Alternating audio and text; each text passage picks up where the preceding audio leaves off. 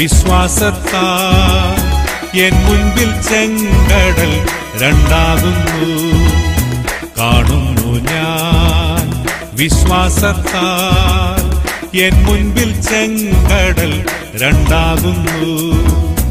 കാണാത്ത കാര്യങ്ങൾ കൺമുൻപിലെന്ന പോൽ വിശ്വസിച്ചിടുന്നു എൻ കർത്താവിൽ. Praise the Lord.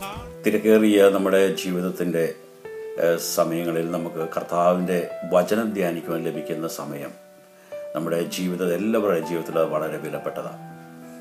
കാരണം ദൈവത്തിന്റെ വചനം എപ്പോഴും ആത്മാവിൽ നമുക്ക് ചൈതന്യവും ജീവനും തന്ന് ബലം തന്ന് പുഷ്ടി തന്ന് നമ്മളെ അനുഗ്രഹത്തിലേക്ക് നയിക്കുന്നത്.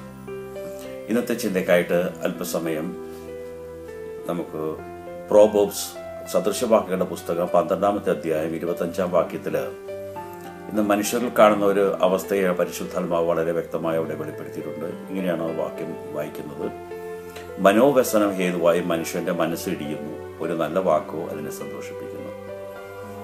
മനോവ്യസനം ഇന്ന് പലരിലും വെളിപ്പെടുന്നൊരു കാര്യമാണ്. എന്നാൽ അതുമൂലം ഉണ്ടാകുന്നതാണ് മനസ്സ് ഇടിഞ്ഞു പോവുക. എന്നാൽ അതിന് പരിഹാരം എന്താണെന്ന് പരിശുദ്ധാത്മാവ് ആ വചനത്തിൽ തന്നെ രേഖപ്പെടുത്തിയിട്ടുണ്ട്. മറ്റൊന്നുമല്ല, ഒരു നല്ല വാക്ക് അതിനെ സന്തോഷിപ്പിക്കുന്നു. അതിൽ നിന്നൊരു ജയം കരസ്ഥമാക്കുവാൻ, അതിൽ നിന്നൊരു മോചനം പ്രാപിക്കുവാൻ, അല്ലെങ്കിൽ ഒരു വിടുതൽ ഏറ്റെടുക്കുവാൻ മറ്റൊന്നും വേണ്ട, ഒരു നല്ല വാക്ക്.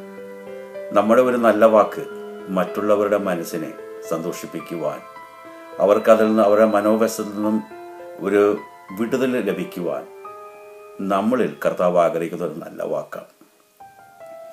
ഇത് നമ്മുടെയും ജീവിതത്തിൽ നമ്മൾ മനസ്സിടിഞ്ഞിരിക്കുന്ന സമയങ്ങളിൽ മറ്റുള്ളവരിൽ നിന്നൊരു നല്ല വാക്ക് വരുമ്പോൾ നമുക്കുണ്ടാകുന്ന ആ സന്തോഷവും ആ വലിയൊരു സമാധാനവും അത് പറഞ്ഞറിയിക്കാൻ പറ്റാത്തതാണ്. ഇതുപോലെ തന്നെ കർത്താവ് നമ്മൾ ആഗ്രഹിക്കുന്നതും നമ്മിൽ നിന്നൊരു നല്ല വാക്ക് പുറത്തു വരുമെങ്കിൽ അത് മറ്റുള്ളവർക്ക് ആശ്വാസം. കർത്താവ് അതിന് നല്ലൊരു മാതൃകയായിരുന്നു. ഇന്ന് വിശ്വാസ ജീവിതത്തിൽ നമുക്ക് പ്രാർത്ഥന വളരെ പ്രധാനപ്പെട്ടതാ, ഉപവാസം വളരെ പ്രധാനപ്പെട്ടതാ, അതുപോലെ ദൈവിക സന്നിധിയിലിരുന്ന് നമ്മൾ വചനം ധ്യാനിക്കുന്നതൊക്കെ വളരെ വിലപ്പെട്ട, അതുപോലെ വിലപ്പെട്ട ഒരു കാര്യമാണ് നമ്മളിൽ നല്ലൊരു വാക്ക് പുറത്തു വരിക. മറ്റുള്ളവർക്ക് ആശ്വാസം, മറ്റുള്ളവർക്കത് വലിയൊരു വിടുതലായി മാറും. എന്നാൽ തിരുവചനത്തിൽ അത് കാണുവാൻ കഴിയുന്നത്. കർത്താവ് ഇതിന് നല്ലൊരു മാതൃകയായിട്ട് കർത്താവിൻ്റെ എല്ലാ ശുശ്രൂഷകളിലും നമ്മൾ പരിശോധിച്ചാൽ കർത്താവ് ഉടനീളം ഏതൊക്കെ ദേശങ്ങളിൽ കടന്നു എന്നോ ആരെയും നിരുത്സാഹപ്പെടുത്തുന്ന വാക്കുകളോ അല്ലെങ്കിൽ വേദനിപ്പിക്കുന്ന വാക്കുകളോ അല്ലെങ്കിൽ അവരെ നിർബന്ധിക്കുന്ന വാക്കുകളോ ആയിരുന്നില്ല. ആശ്വാസം കൊടുക്കുന്നതും അവർക്ക് ചൈതന്യം വരുത്തുന്നതും അവർക്ക് വലിയ സന്തോഷവും ഉണ്ടാക്കുന്ന രീതിയിലായിരുന്നു കർത്താവ് സംസാരിച്ചിരുന്ന ഓരോ വാക്കുകളും. യോഹന്നാന്റെ സുവിശേഷത്തിൽ 21-ാം അധ്യായത്തിന്റെ 5-ാം വാക്യത്തിൽ കർത്താവ് ഇങ്ങനെ ചോദിക്കുന്നുണ്ട്. യേശു അവരോട് കുഞ്ഞുങ്ങളെ കൂട്ടുവാൻ വല്ലതും ഉണ്ടോ എന്ന് ചോദിച്ചു. എന്നാൽ അതിന് മറുപടി ഇല്ല എന്നവർ ഉത്തരം പറഞ്ഞു. അപ്പൊ ഇല്ലാത്ത ഒരു അവസ്ഥയിൽ അവർ വളരെ നിരാശപ്പെട്ട് അവരാഗ്രഹിച്ചതില്ല, അല്ലെങ്കിൽ അവർ അധ്വാനിച്ചതിൽ അവർക്ക് പ്രതിഫലമില്ല, അവര് തീരുമാനിച്ച തീരുമാനങ്ങളിൽ ഒന്നും ഇല്ലാത്ത വളരെ നിരാശപ്പെട്ട് പ്രയാസപ്പെട്ട് അവർ വളരെ ഭാരത്തോടെ ഇരിക്കുമ്പോഴാണ് യേശു ഇത് ചോദിക്കുന്നത്. എന്നാൽ യേശു അതിനെ ഓവർകം ചെയ്യുവാൻ കൊടുക്കുന്ന നല്ലൊരു മറുപടി മറ്റൊന്നുമല്ല, പടകിന്റെ വലതുവശത്ത് വല വീശുവിൻ, എന്നാൽ നിങ്ങൾക്ക് കിട്ടും. ആരൊറ്റ യേശുവിന്റെ വാക്കുകൾ അവരുടെ അന്ന് ആ സമയം ഉണ്ടായിരുന്ന മുഴുവൻ നിരാശകളെ മാറ്റി അവർക്ക് വളരെ പ്രത്യാശ അല്ലെങ്കിൽ ഉളവായതായിട്ടാണ് കാണുവാൻ കഴിയുന്നത്. യേശുവിൻ്റെ ആ വാക്കും അല്ലെങ്കിൽ അവരിലേക്ക് വന്നതുകൊണ്ട് അവര് ഇനി നടക്കുകയില്ല എന്ന് പറഞ്ഞ അവസ്ഥയിൽ, ഇനി ഒന്നും സാധ്യമല്ല എന്ന് നിരാശപ്പെട്ട് തീരുമാനിച്ച അവസ്ഥയിൽ അവർ വീണ്ടും അവരുടെ മനസ്സിനെ ബലപ്പെടുത്തി അവർ വീശി നിരാശപ്പെട്ട് ഇനി ഒന്നും നടക്കുകയില്ല എന്ന് പറഞ്ഞിരുന്ന സ്ഥാനത്ത് യേശുവിൻ്റെ ഒരൊറ്റ വാക്ക് ആണ് അവരെ പിന്നെയും ബലം കൊടുത്ത് ശക്തി കൊടുത്ത് വീണ്ടും അവർക്ക് വല വീശുവാൻ ഇടയായത്. ഇതുപോലെ കർത്താവ് ഇത് നമ്മളിൽ ആഗ്രഹിക്കുകയാണ്. ഒരു നല്ല വാക്ക് അല്ലെങ്കിൽ നമ്മളിൽ നിന്ന് വരുമെങ്കിൽ ഇടിഞ്ഞു കിടക്കുന്ന പല മനസ്സിനെ നമ്മളിലൂടെ ദൈവം പടുതെടുക്കുവാൻ ശക്തനാണ്. നമ്മൾ തിരുവചനത്തിൽ നോക്കിയാൽ ഈ എൻകറേജിങ് വേർഡ്സ് നമ്മളിൽ നിന്ന് വരണം എന്നാണ് കർത്താവ് ആഗ്രഹിക്കുന്നത്. അപ്പോസ്തല പ്രവൃത്തിയിൽ ഒരു വ്യക്തിയെ പരിശുദ്ധാത്മാവ് ആ പേര് പറഞ്ഞ് അല്ലെങ്കിൽ വിളിക്കുന്നതായിട്ട് കാണാൻ കഴിയുന്നു.